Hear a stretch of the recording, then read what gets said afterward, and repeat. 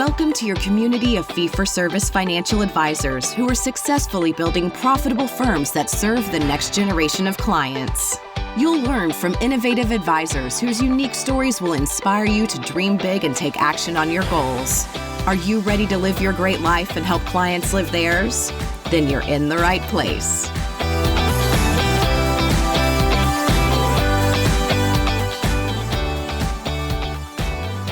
Hello and welcome to this episode of XYPN Radio. I am your host, Alan Moore, and I'm excited to welcome XYPN member Daniel Yerger, founder of My Wealth Planners, a fee-only firm based in Colorado, on the show today. After high school, Daniel joined the Army specializing in PSYOPs. He went on to become an IT manager for IBM, then started searching for a job in financial planning. He effectively started his own firm at an independent broker-dealer because he didn't have a salary and had to build his own client base from scratch. He says if he could have found a salaried position in financial planning, he would have taken it and maybe would have never started his own firm.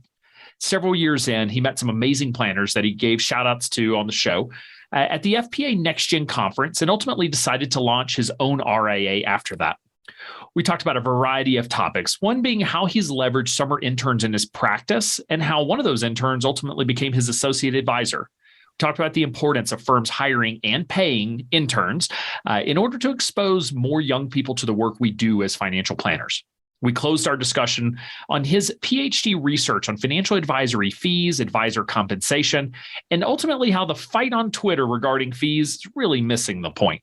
Without further ado, here's my interview with Daniel. We hear it every day. Compliance is overwhelming for independent financial advisors. That's why XY Planning Network offers the compliance services to get you the support you need. Let our experts become your experts through our initial registration service designed to help you navigate your initial state or SEC registration. Get your firm up and running with our ongoing compliance coaching to hone your compliance program so that it grows with you. Want both? Our first-year compliance foundation service helps you build a custom-tailored compliance program while you get your firm registered. Go to xyplanningNetwork.com/compliance101 to get the compliance support you need and let us take the guesswork out of the process. Hey, Daniel, welcome to the show. Thanks so much for being on. Hey, glad to be here, Alan. I'm excited to talk because you've done some really interesting things in your career history. You've built a really awesome firm, and you're doing some really cool stuff now. Which all the things I want to talk about, usually try to cram a 5-hour conversation into an hour. But I always appreciate folks taking the time to come on and share their stories. So thank you. Yeah, happy to be here. So to kick things off, take us back in time and sort of your, path that has led you into financial planning. Were you always a financial planner? Yeah, I was actually born at PricewaterhouseCoopers. Exactly. That's how these things go. No, realistically, I came out of I joined the Army straight out of high school and did a full enlistment there. And in transitioning from the Army to civilian life and doing some reserve time there, I spent a little bit of time working at IBM as a project manager. And I like to say my job was being the Bobs from the office or office space. What is it you do here? And from that, went and got my MBA while I was at IBM and in the reserve component and focused in finance, but didn't really know that I wanted to be in financial planning specifically. I didn't go to a school that had a strong financial planning program or emphasis. But as I was making that transition, came out and kind of did the career fair thing and applied to every place that with the word bank, mutual, insurance, financial, and so on in the name. Figured out I didn't want to work at banks or insurance companies and then made the decision that I thought dying in a cubicle sounded like a sad way to go, working on institutional finance. So I ultimately made that decision to go in the financial planning direction after talking to all the firms with the names you know. Wow, yeah, I bet say that you're limiting your options pretty dramatically when you cut out insurance, banking, and cubicles. Just a bit. I guess you didn't say closets because I've seen quite a few private equity folks. They always look like they're working in a closet in these tiny offices, and because they're so high up in the floors of New York City. I'm curious about your time in the Army and how you feel like that impacted your career. But because we have quite a few listeners who are either active duty or and looking to get out and maybe get into financial planning. And so what that was like. I know you had to stop in between, but just how you felt like being in the Army ultimately impacted your career. Being in the Army was interesting. So I was in psychological operations, PSYOP, which is a politically correct term for psychological warfare. And PSYOP is a very, very small part of the military. It's a couple hundred people total between all the branches. And in that, you don't really fit into the normal organization. You don't deploy as a big company or battalion or brigade or something like that. You deploy as these 3-person teams and get attached to other units. And so the probably the most relevant thing to financial planning that came out of that was an experience with having to integrate with somebody else's lives, or in this case, operations, and understand what they're doing and what their intentions are and what their goals are, and understand how your skill set supplements that. And that often is a role we play as financial planners. And then the other half is that they taught us authentic Jedi mind tricks. Unfortunately, they're illegal to use in the United States, but they work great overseas. Yeah. And, I think of PSYOPs, I think of, they're on one hand dropping leaflets saying, don't you want to come to this side of the war or this side of the effort? And on the other side, like I said, there's a lot of things that you do in psychological warfare. It's very effective and very dangerous in the wrong hands. So this is true. So ultimately got a job, it sounds like, in financial planning. Can you describe sort of that first role and the type of work you were doing there? Well, so that's actually sort of the interesting part. So I didn't end up with a job in financial planning. I fell into financial planning the way a lot of people do, which is some variation of a sales job. So I originally affiliated and got my licenses under Waddell & Reed, which doesn't exist anymore. That got absorbed by LPL a couple of years ago. But Waddell & Reed was a smaller hybrid firm that was trying to go in the direction of something like an LPL with sort of a supported independence model. And in that model, you were essentially being told, hey, here's financial planning software, here's E&O insurance, here's all the technology and resources you need, here's brokerage platform and account management and all the things you need to run a practice. And you get all of that for a small 40% of your revenue. And then if you from there, if you want to do financial planning with your clients, great. If you want to sell nothing but annuities, great. If you want to do nothing but manage money, great. That's all on you.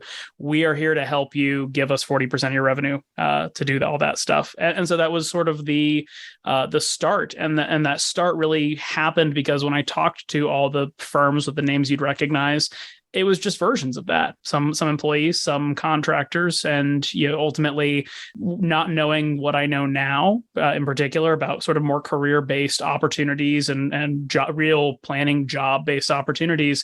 It seemed like every job coming into personal finance was some version of start your own business, and so that's ultimately the path that I ended up taking. Yeah, I remember being in school studying financial planning, being very confused as to why everybody called themselves independent financial advisors. and come to find out, independent meant I'm 1099, not actually independent, as and not attached to a broader company. And that can be confusing, but when you're 1099, you're independent, air quotes around it. And so therefore you can call yourself an independent financial advisor. And ultimately you're out selling the products that your company makes available to you. Not just and not to well, I guess we can call out the company since they don't exist anymore. Did you get support in sort of training around sales and marketing and how to ultimately provide services to clients? Like, because I hear folks say, like, I'm so glad I did the wirehouse thing for 2 years because I wouldn't go back, but I learned a ton. So did you feel like sort of that IBD independent broker dealer environment gave you that, like, a leg up from a training education standpoint for your early career in financial planning? Yeah. So on a regional level, sort of all of Northern Colorado, for example, they had sort of a person who was responsible for supervision and compliance and those things. And they had a person whose entire job was supporting the growth of your practice. And so a lot of that somewhat came down to, hey, get clients or get a potential client. And as you learn their situation and their challenges and their problems, we will make sure that you give them the correct guidance and the correct advice and all of that, and give you the support you need in that process, which feels a little backward. You feel like I should know how to open accounts before I talk to people about opening accounts, or I should know like how to fill out an insurance application before we're talking about life insurance. But there's sort of a method to that madness. You don't learn anything more than you need to know as you go.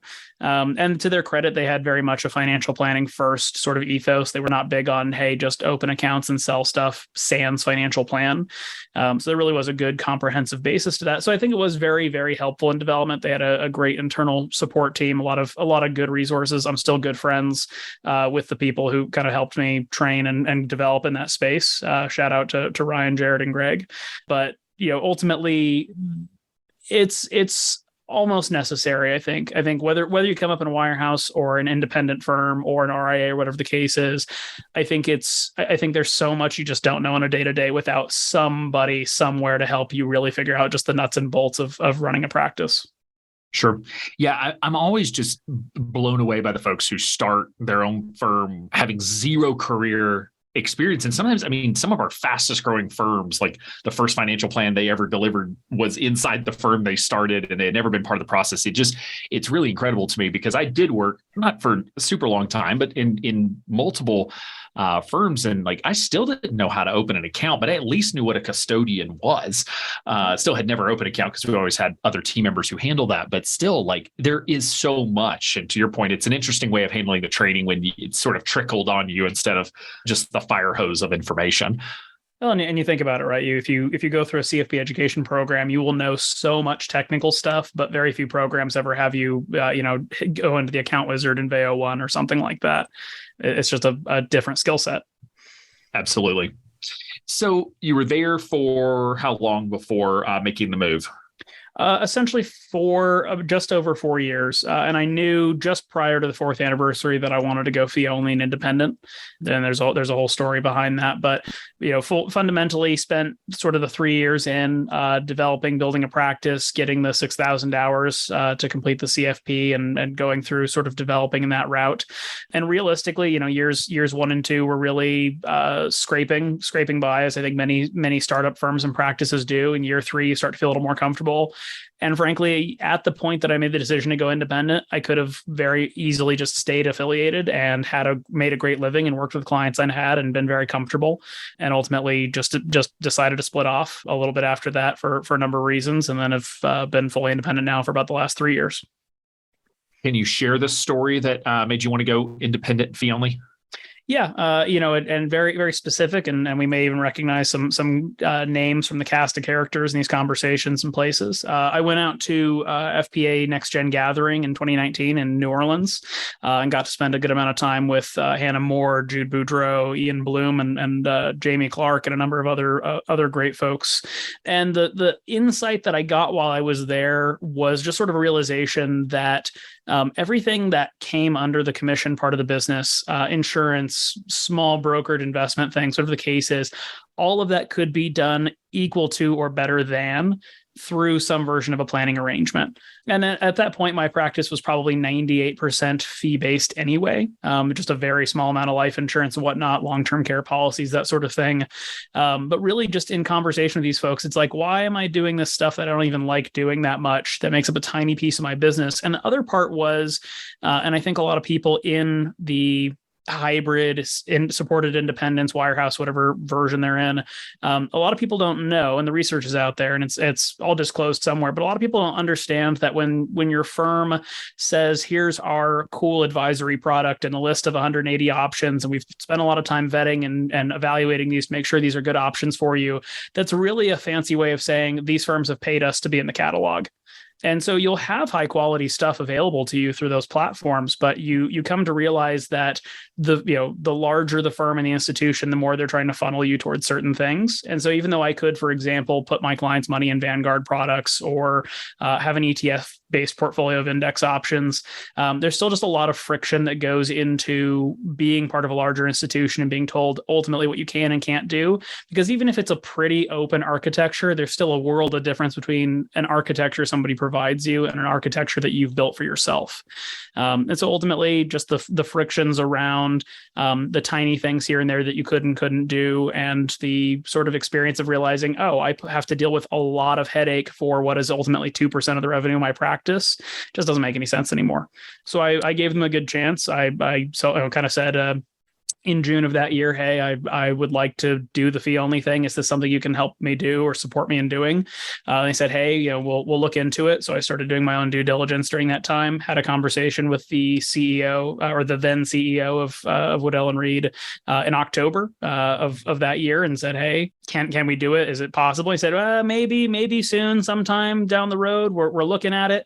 and maybes and what ifs just really didn't work for me. And so I sent in my notice essentially overnight mail that night, and had to sit on my hands for 6 weeks. And then my practice was approved by the state of Colorado, and we've been practicing ever since. Fantastic. It really is a difficult decision, particularly when you do have a tie-in with a company that is supporting you, and it's not hating them and constantly battling it out, but it's also the struggle that in the end, broker dealers were made to broker and deal products, and if you're not going to sell products, then you are going to pay a pretty penny for the privilege of selling products that you don't want to sell.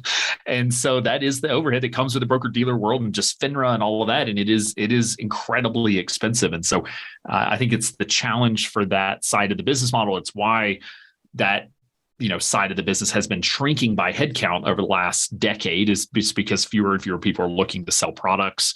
And to your point, they're starting to maybe understand what they're selling. A lot of folks do not understand what they're selling. Consumers don't know what they're buying. That's leading to that.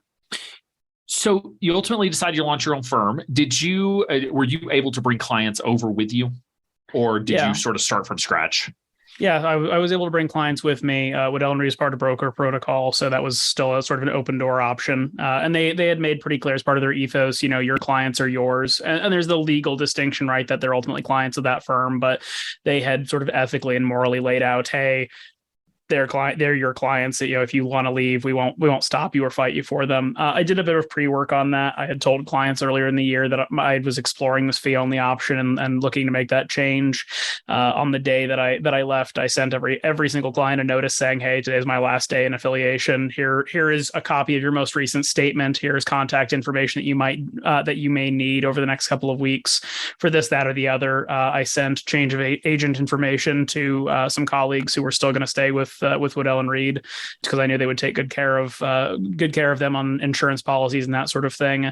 And as far as transitioning, it's interesting. Repapering your book of business is not fun. I mean, it's definitely a couple of days that you didn't want to spend doing that thing. But I was done with the repapering process about 3 days after registration was approved, and all of my clients were over within 2 weeks.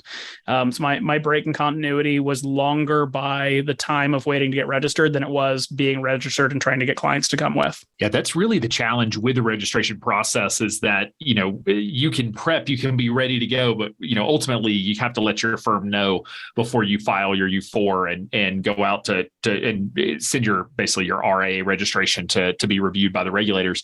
Your firm's going to find out, because of course the one thing on FINRA's API is that data point. We've tried to integrate it, some things from FINRA's database into AdvicePay, and the one thing you can pull is registration information to be sure you can monitor your own reps.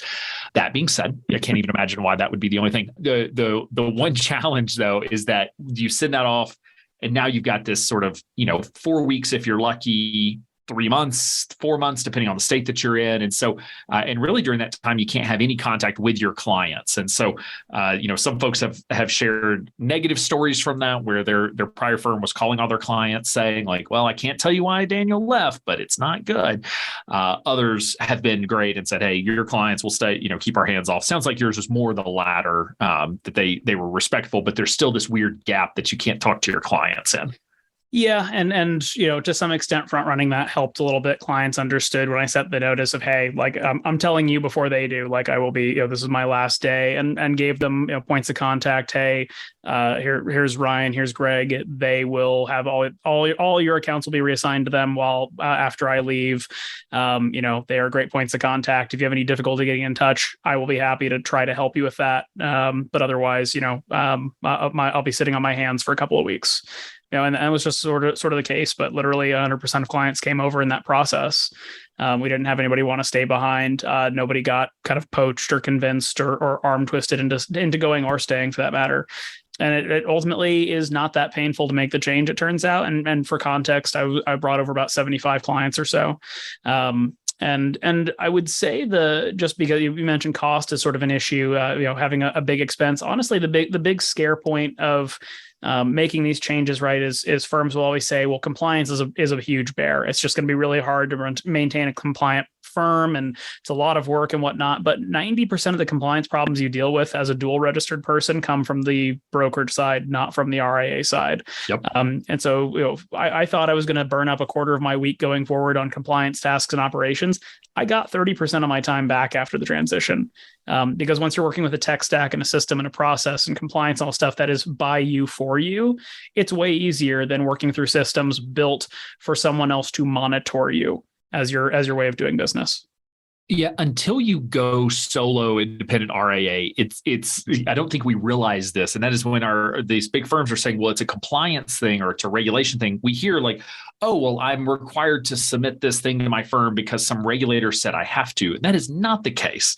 The regulators have put out some pretty broad guidance, and every firm has then adopted some pretty strict compliance regulations in interpretation of that guidance. And so your compliance program, generally when you're being told, no, you can't do something or you have to do it this way, that is not the regulator saying that, which is what I think advisors think. It's your compliance department and how they are doing the very difficult job of monitoring hundreds or thousands, or some firms, tens of thousands of people providing services, and the oversight that comes with that, being sure they're doing what they need to do.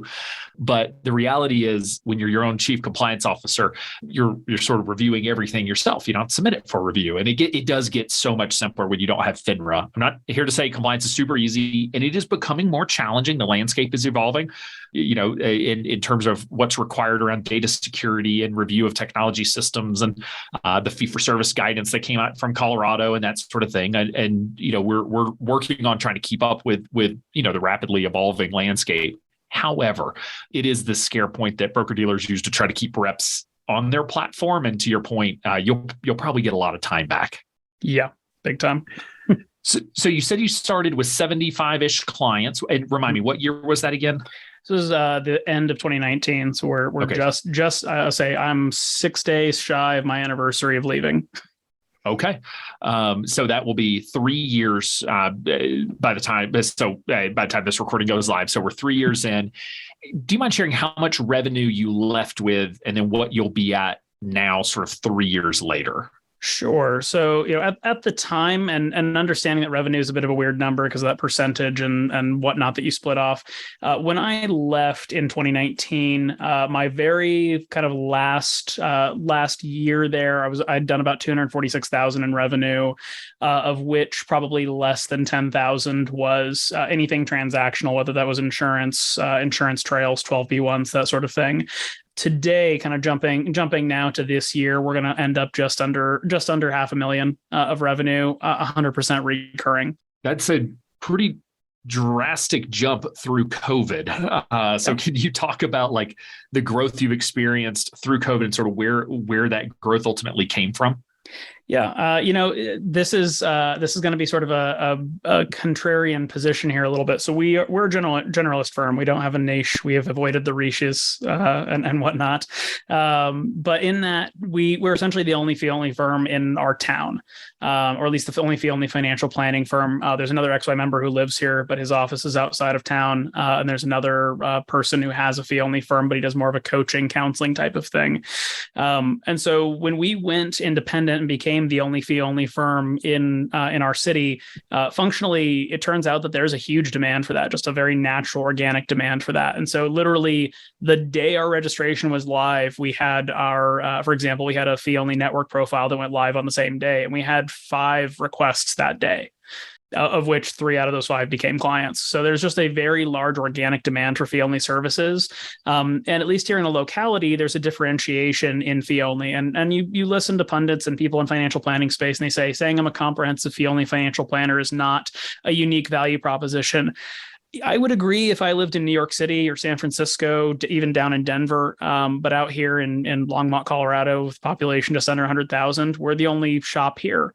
And so that turns out to be plenty of differentiation when all of your neighboring options are Edward Jones and Raymond James and other kind of investment only or investment based options.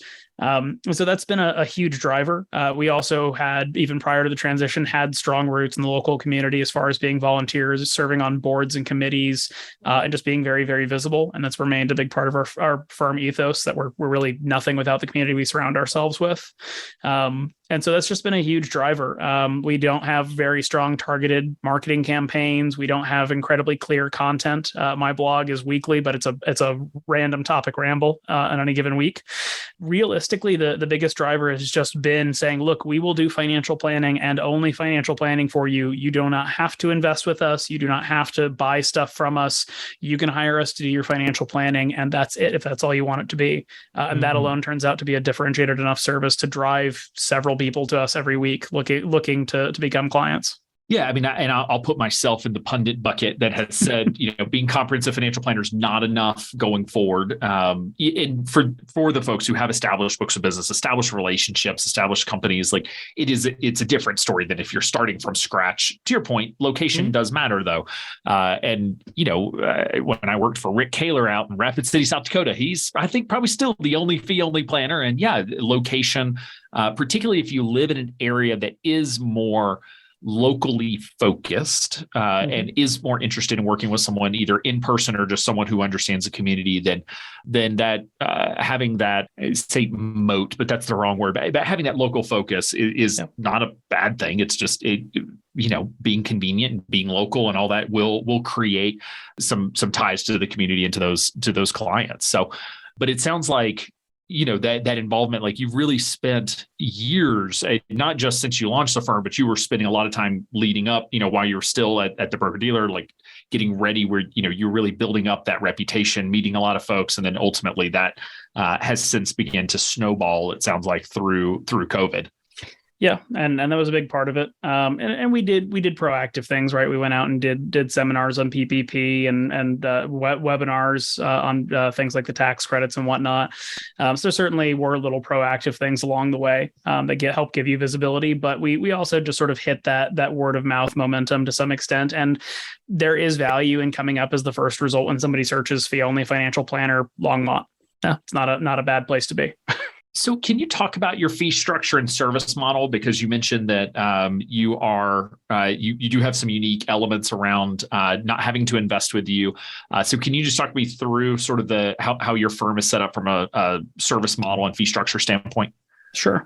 So we have where we are today and we have where we're going next year, essentially. Where we are today and what we've been operating under for the last couple of years since we went independent is essentially 0.25% of net worth fee model for financial planning. And that's essentially everything but tax prep and investment management and things we can't do, like writing wills and legal issues.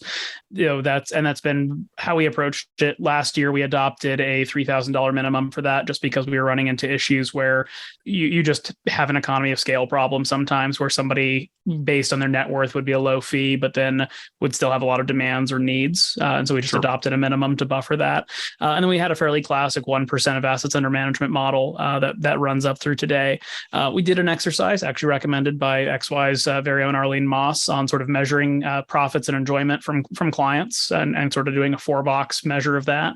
And we did that over the last couple of months and came to a determination that we don't enjoy working with investment only or planning only clients as much as we would like. And it's not that we dislike people, but you end up in sort of a scenario where if a client is only paying for planning, they sometimes will try to get investment management through 20 questions. And that's just a little frustrating. And in turn, sometimes you have investment only clients who always just seem to have a couple questions for you every year. And so ultimately, we're going to be shifting next year to a model where it's just 0.5% of net worth for bundled both financial planning and investment management.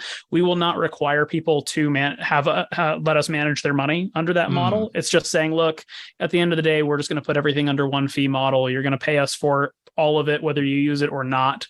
It's up to you if you want to use it or not. But that way, we don't feel uncomfortable answering questions that we're not being paid to answer, or in turn, we don't feel like we are kind of being taken advantage of in those places.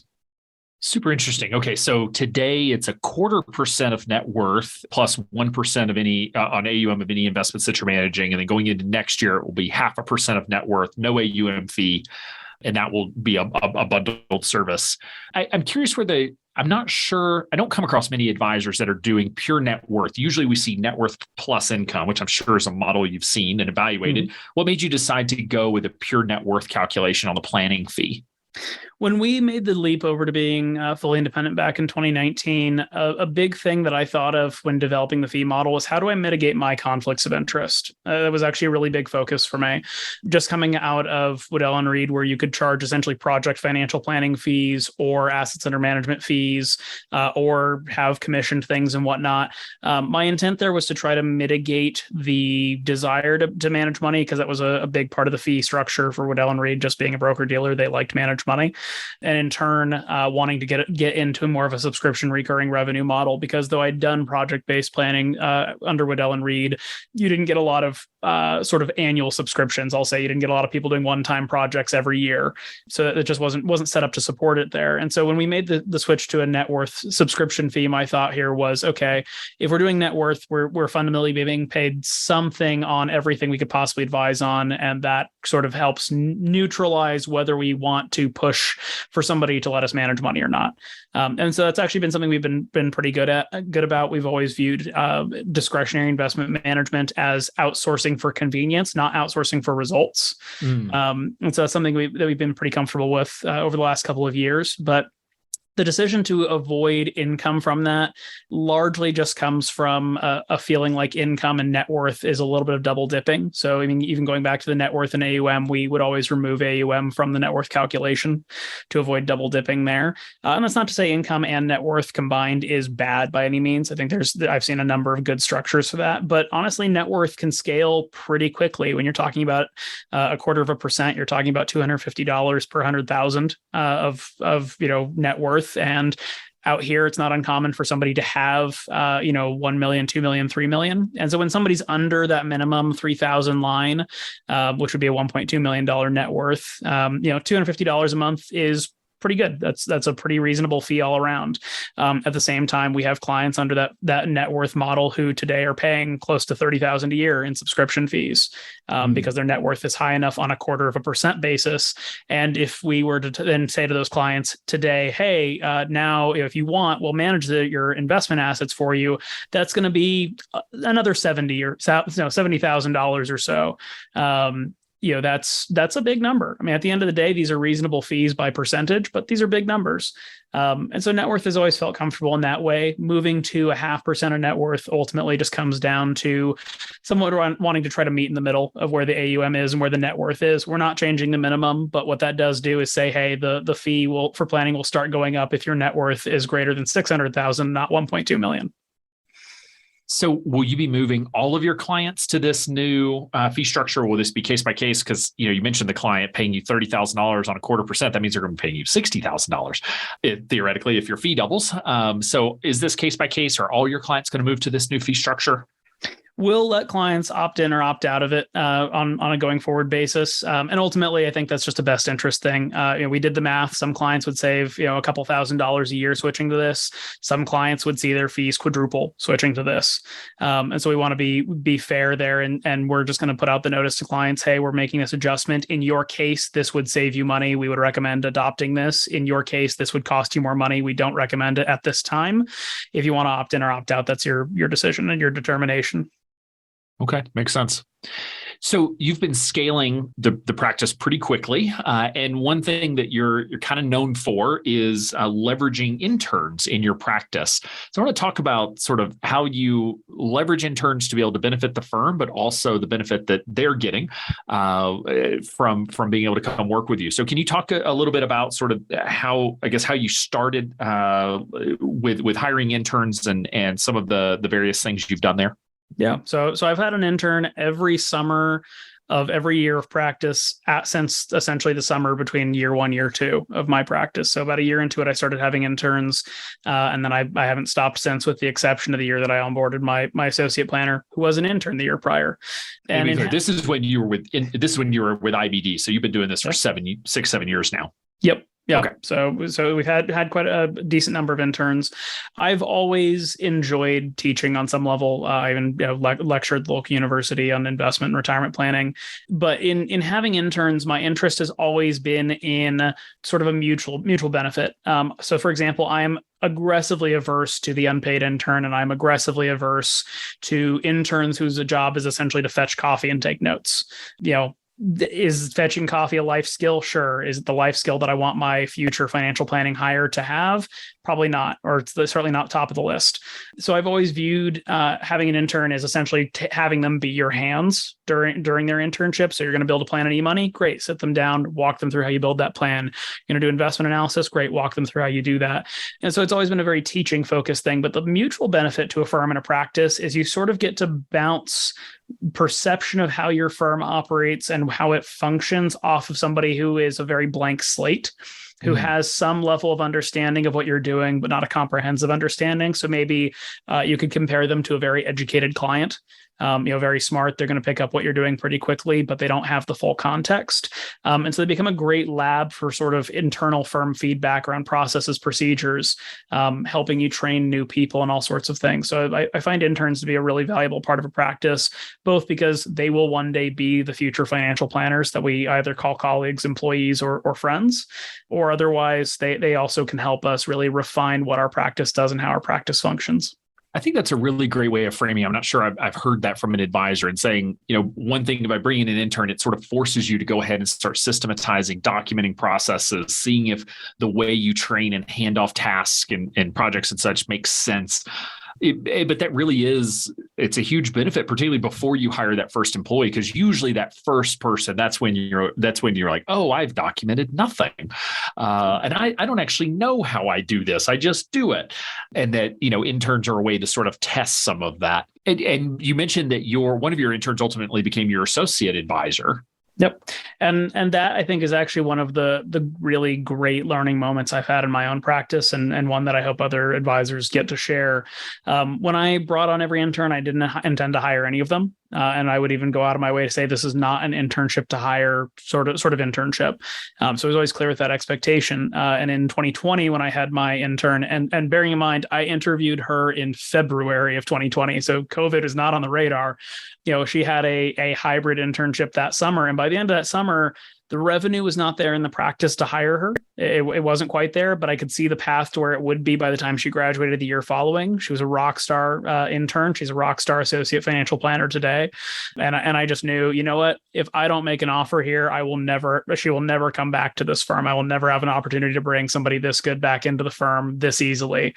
So I made an offer at the end of that summer, and then it was on me to get the practice to where it needed to be to support her when she came on full time in 2021.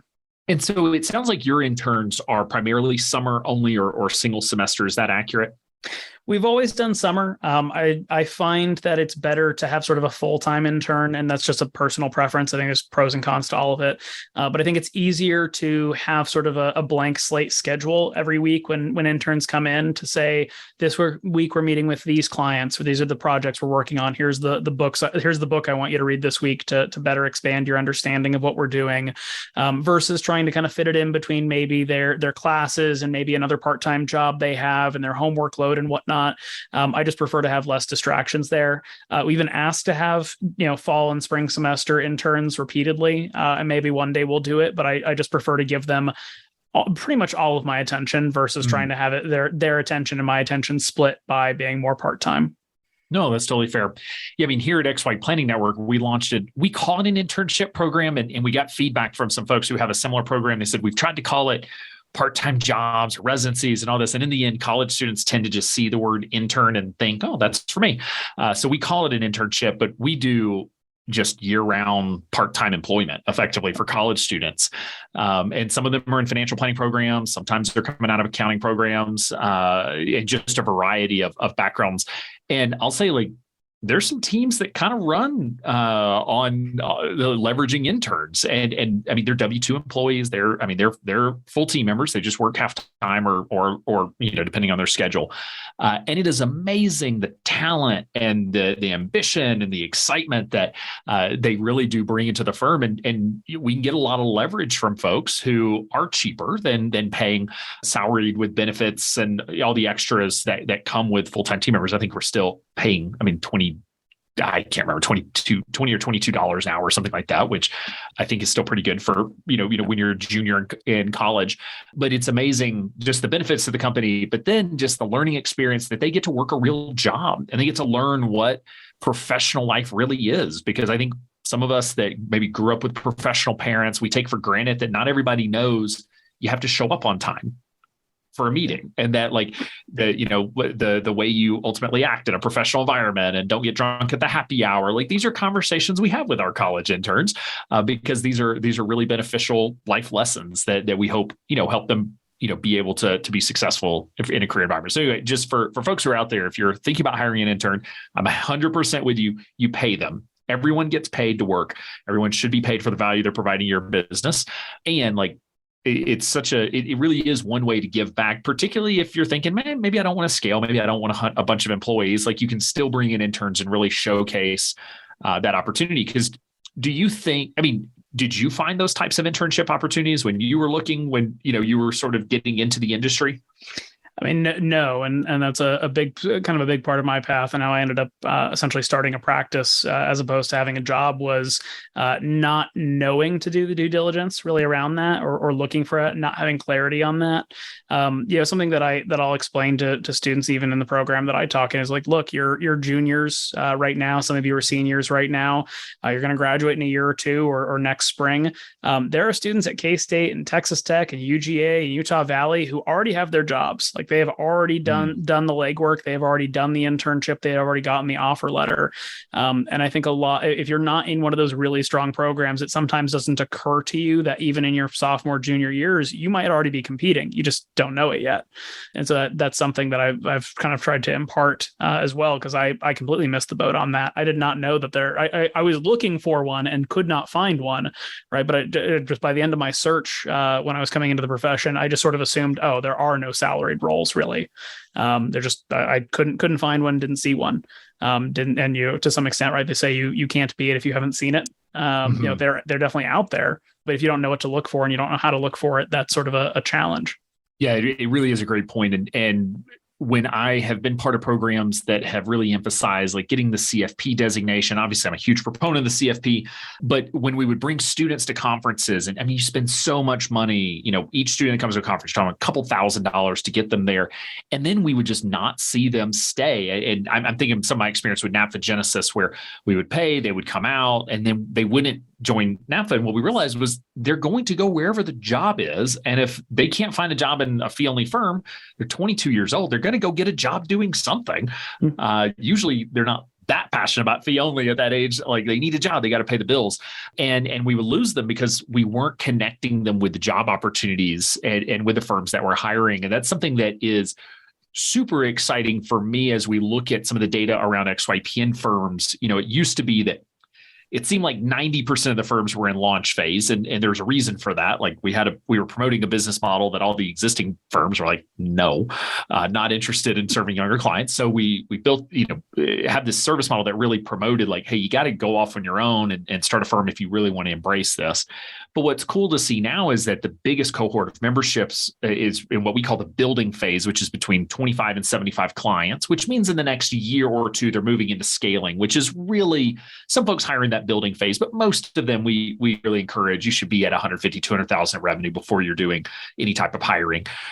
And just the number of job opportunities that are probably going to be created, because while 50% of our members want to stay solo forever, that means 50% don't. 50% are going to hire, and they've just got to get to a point where they can hire it. So I think there's going to be a lot more movement within our network and just within the fee-only side of this business in general around hiring young planners and creating career paths, career opportunities that they've been impossible to find in the past.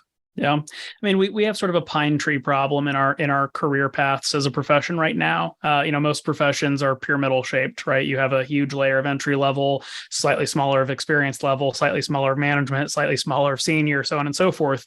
But we have a pine tree. We have a tiny, tiny, tiny amount of entry points in good, solid career-based, fee only RIA firms. And then we've got operations jobs on the side, sort of invisibly supporting one half. And we've got sales jobs on the other side supporting it. But I mean, mean, if you go to all the job boards right now, FPA, NAPFA, CFP board, Simply Paraplanner, New Planner Recruiting, if you look at all of them right now, there's less than 20 entry-level jobs. There's over 60 3 to 5 year experience jobs. So we have an entry-level problem. But again, as sort of the wave of XYPN members hits that momentum and hits that scaling phase, I'm really hoping to see those numbers blow up. So I'll put the onus on all the listeners, right? At least have interns, and if you don't have interns, then hire people. Yeah. And so you wrote a book called Getting in the Door, Starting a Financial Planning Career. Can you talk about the impetus for writing a book that is not going to build your business? This was, I don't think, intended for business development for your firm. What caused you to, I guess, spend the time and energy that it took to write and publish that book? Yeah, so I mean, if you're active in, I'll just say FinTwit, but more largely XYPN VIP and various Facebook pages and whatnot, students will find you, or other planners will point at you as a person that students and career changers should come talk to and learn about things. And so by the end of 2020, I think I had 150 conversations that year alone with career changers and students. I used to keep a track in a spreadsheet called Giving Back, and I just gave up on keeping track. It was literally too many people. And so I sat down literally during sort of the Thanksgiving week, and in about 3 days wrote the bulk of the book as it was, and then burned out on it and shelved it. And just said, all right, well, that was a fun project, and I guess in the future, maybe I'll do something with this. And then just went back to my practice, my life and whatnot. In the fall of 2021, the Center for Financial Planning published a jobs guide or a careers guide for financial planners. And I'll say charitably, you can see the sponsorship in it. You can see where sponsor dollars definitely changed the description of certain things, and in certain places where if you read that guide and you don't know any better, you would assume that every financial planning job everywhere is identical. There's no difference between working at an independent broker dealer or in a call center or at a fintech firm or in a small RIA or on a team every job is the same. And it sort of made me mad. Just frankly put, right? You talk to so many people trying to come in, and to have an official source, right? A centralized source come out and say, hey, all jobs are the same. All planning jobs are essentially the same. You just know that that's not true. You just encounter it in the real world too much. So I went through the process of getting it published and putting it out there, and ultimately published that in February of this year. And my target audience for that really is students in financial planning programs or career changers. And the biggest point of that entire book is really just to get through the first 30 minutes of a conversation that every planner has with every student and career changer.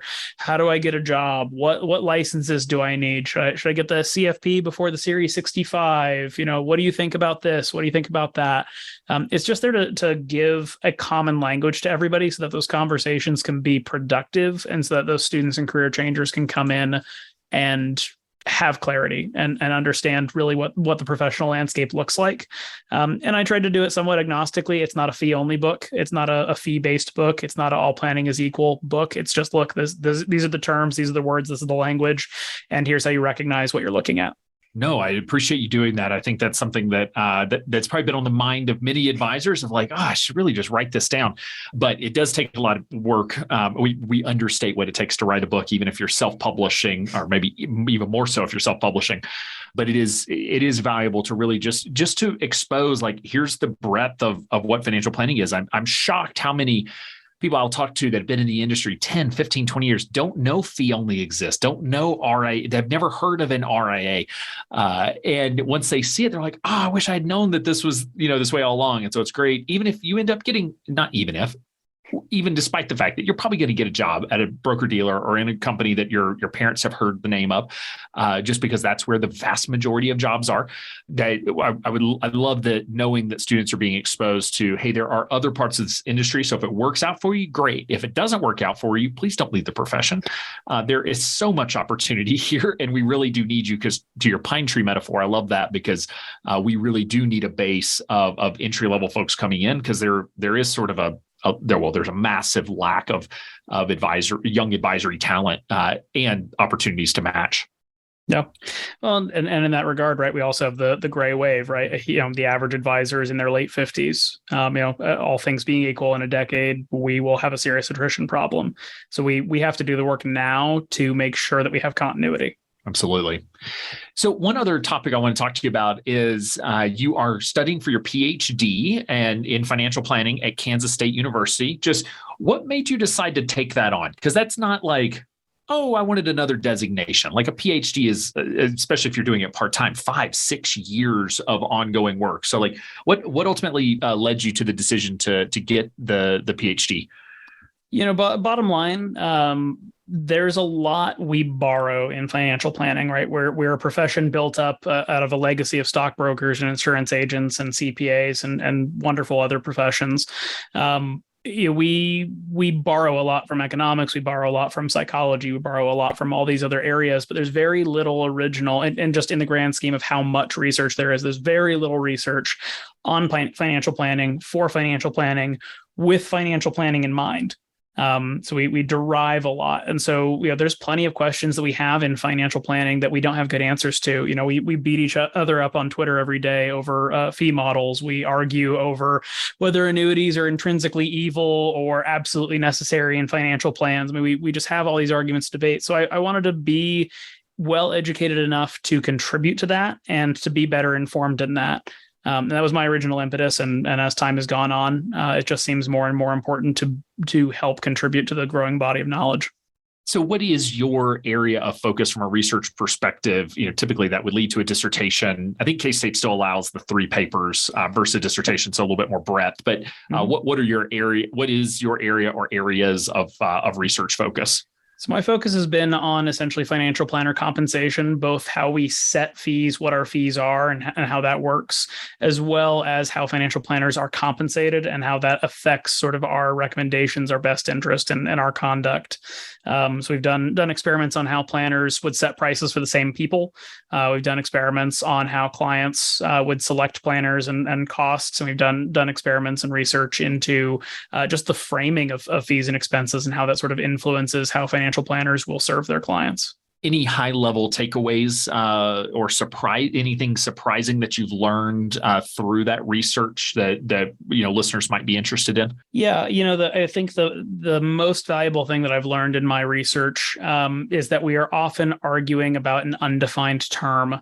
And the analogy I like to use for this is when we debate about fees and argue about fees and compensation and what is my model and your model and what do you charge and so on and so forth, we're often arguing about numerators without a denominator. The numerator is what you charge, and the denominator is who do you charge and what do you do for them.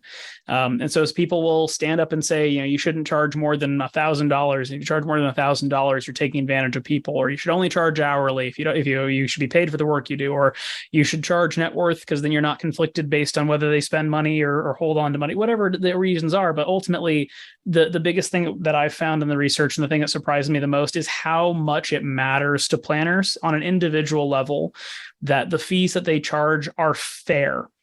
And I have to stress fair for their clients. And the problem and the thing that drives so much of our fee arguments and debates tends to be that we don't serve the same people. Most of us have mutually exclusive client relationships. And so, when I get mad at somebody because they charge a different fee than me, I'm mad because I hear their fee and I think that fee wouldn't be fair for my clients. So it's unfair. And that person gets mad at me because they say, oh, that fee wouldn't be enough to compensate me fairly for the work I do for my clients. So that's not fair. And so ultimately we're sort of arguing about different things, but using the same words. And I would just encourage anybody, who falls into the temptation to argue about fees and compensation. I'll take the Ted Lasso thing, right? To be curious, not judgmental, to really listen to the why that somebody else is and extend them a little courtesy. Because in interviewing dozens of planners about how they set their fees and why they set their fees, that theme of fairness just comes up over and over and over again. And it's not my fee is the fairest fee in the land. It's my fee is fair for the clients I serve.